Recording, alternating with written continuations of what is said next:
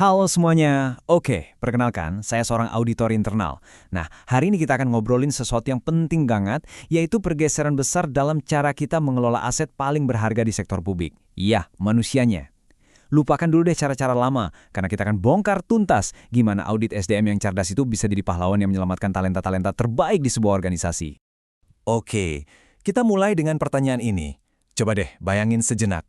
Kalau Anda seorang manajer, terus Anda lihat semua anggota tim Anda itu rajin banget, hadir setiap hari, nggak pernah bolos.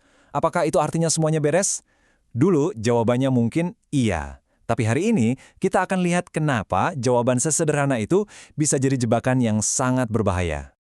Untuk ngerti masa depan, kita mesti lihat spion dulu kan? Nah, mari kita bedah babak lama ini. Gimana sih audit SDM zaman dulu itu dilakukan? Dan kenapa? Kenapa metode itu udah nggak cukup lagi sekarang?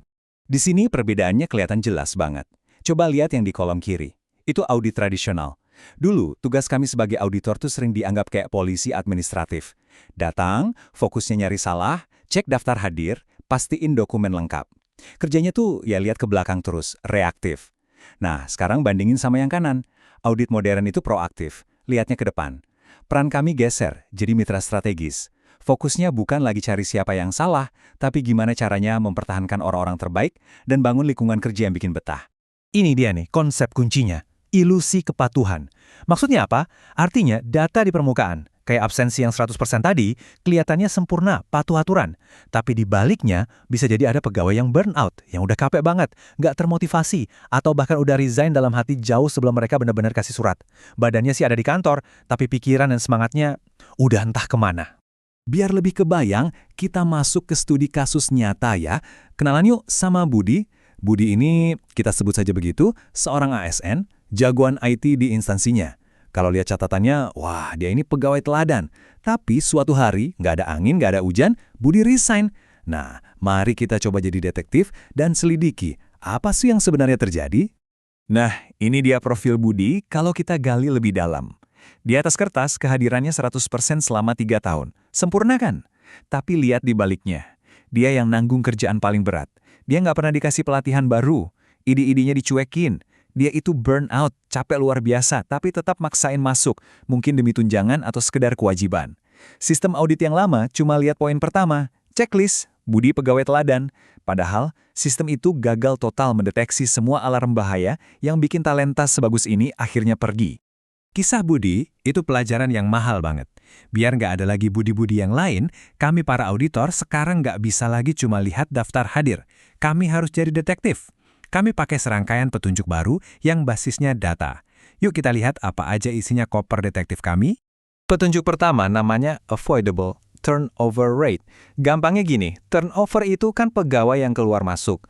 Nah, metrik ini pinter. Dia bisa misahin mana pegawai yang keluar karena alasan yang wajar, misalnya pensiun atau ikut pasangan pindah kota, dan mana yang keluar karena ada masalah di kantor, misalnya karena manajernya nggak enak atau nggak ada kesempatan buat berkembang. Nah, angka inilah yang benar-benar jadi rapor merah buat manajemen. Dan kalimat ini ngenah banget. Ini merangkum semuanya.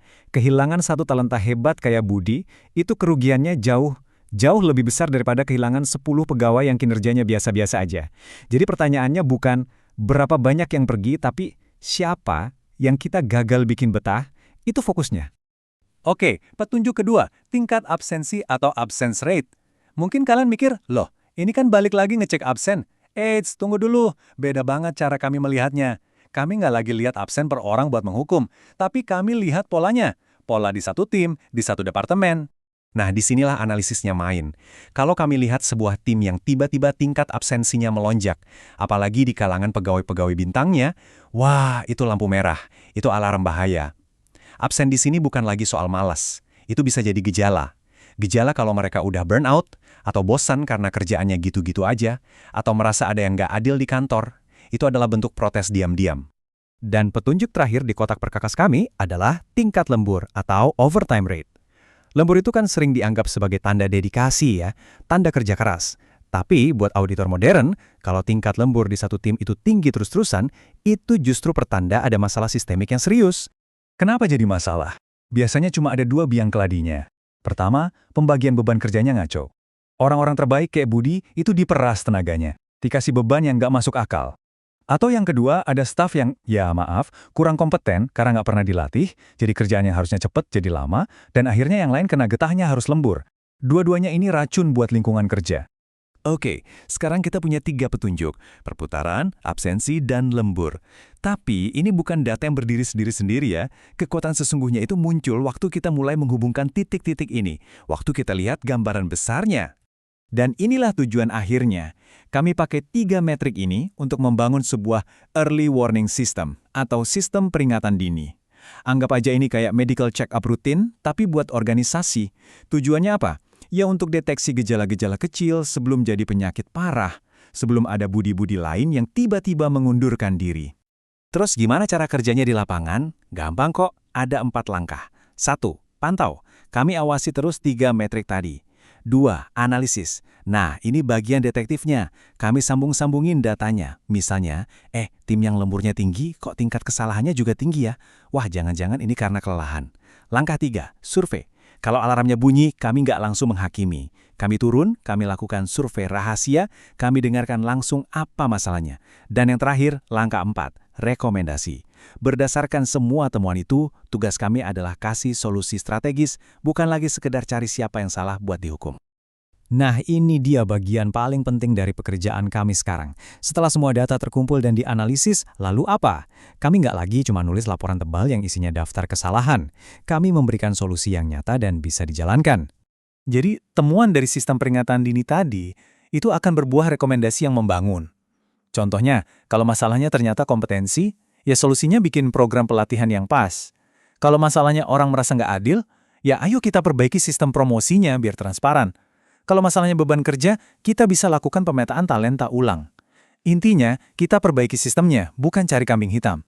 Jadi, poin utamanya adalah ini, peran auditor itu sudah berubah total. Dari yang tadinya mungkin ditakuti sebagai polisi, yang kerjaannya cuma cari-cari salah, sekarang kami adalah mitra strategis. Tugas utama kami adalah membantu pimpinan melindungi aset mereka yang paling berharga yang nggak bisa dinilai dengan uang, yaitu orang-orang hebat di dalam organisasinya.